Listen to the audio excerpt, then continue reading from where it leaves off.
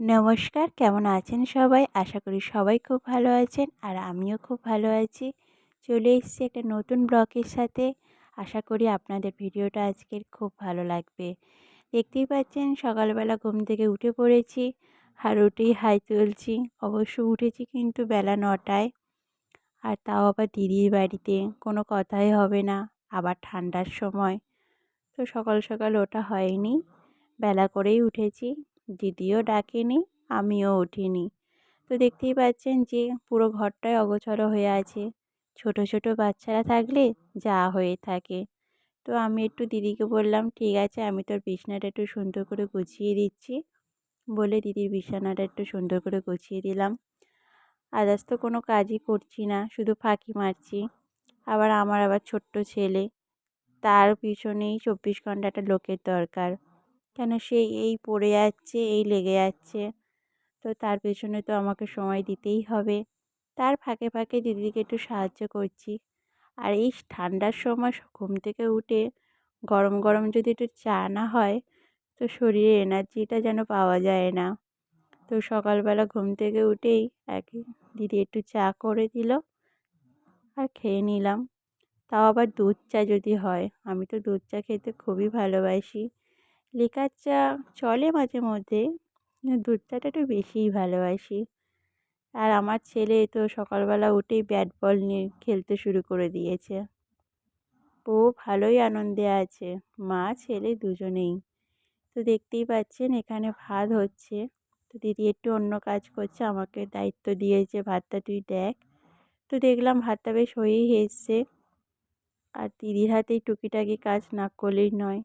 আর যদি না কাজ করি কেই বা খেতে দেবে বলুন? মেয়ে মানেই কাজ, যেখানে যাবে কিছু না কিছু কাজ তো করতেই হবে। আর হাত গুটিয়ে তো আর বসে থাকতে পারি না।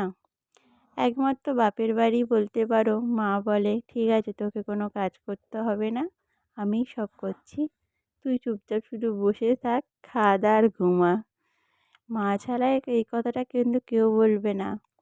অবশ্য দিদি বলে যে তোকে কিছু করতে হবে না। তাও দিদি একা হাতে কত কাজ করবে, যতটুকুনি পারি একটু সাহায্য করে দিই।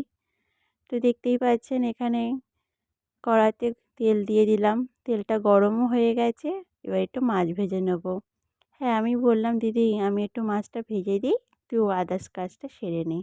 বলে অন্য অন্য একটু কাজ সেরে নিল আর আমি দিদির মাছটা ভেজে দিলাম। আজকে দিদি একটু মাছের ঝাল আর একটু লাল শাক ভাজা করবে বলেছে। আমি বললাম ঠিক আছে, তাহলে মাছটা ভেজে দিই। মাছটা তো ভাজা হয়ে গেছে, দিদি ওদিকে রান্না করতে চলে গেছে। আর আমি কি করলাম, আমার ছেলের অনেক জামা কাপড় ছিল, সেইগুলো আর তোজো বুবুর একটা দুটো জামা ছিল, সেইগুলো একটু ধুয়ে দিলাম। তো এই সব কাজ টুকিটাকি কাজ তো করাই যায়, তাই না বলুন? যদি না করি দিদি একা হাতে কত কাজ বা করবে। তো বলে আবার নিজের ছেলের জামা কাপড়, ওগুলো না কাচলেই নয়। তো এইগুলো একটু আমি একটু কেচে ধুয়ে দিলাম। আর যদি নিজের বাড়ি হতো, সকাল থেকে সন্ধে তো কাজ করতেই হতো। আর মেয়েদের জীবনটাই তো তাই, সারাদিনই কাজ। সংসারের কাজ কখনো শেষ হয় না, যত কাজ করবে ততই কাজ। আবার কাজ না করলে না কাজ, এটা কথাই আছে। কেন অনেকেই আছে দেখেছি, কাজ কিভাবে করে জানি না, সারাদিনই দেখি পরের চর্চা, পরের সমালোচনা করে বেড়ায়। তো তাদের বাড়িতে কি কাজ থাকে না সেটা জানার নেই।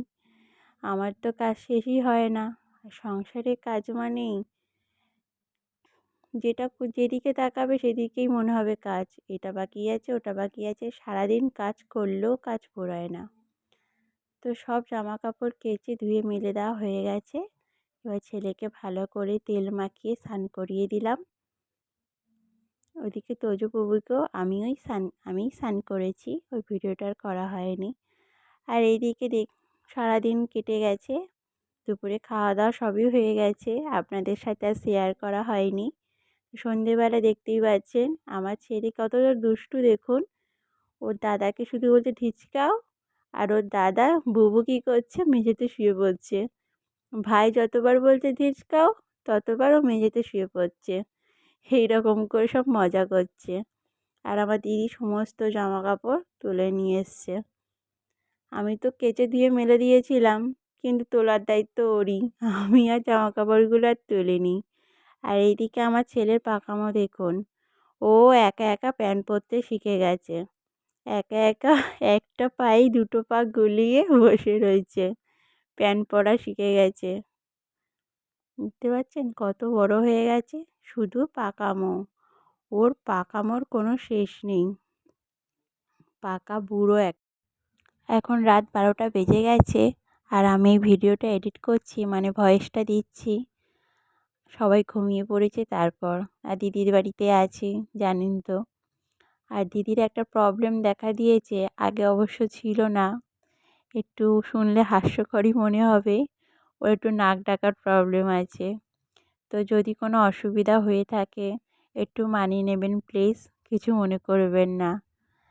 তো আমার ভিডিওটা আপনাদের কেমন লাগলো অবশ্যই একটা লাইক করবেন, কমেন্ট করবেন, আর সাবস্ক্রাইব করে আমার চ্যানেলটির পাশে থাকবেন। সবাই সুস্থ থাকবেন, ভালো থাকবেন। আবার দেখা হবে নেক্সট ব্লগে। রাধে রাধে।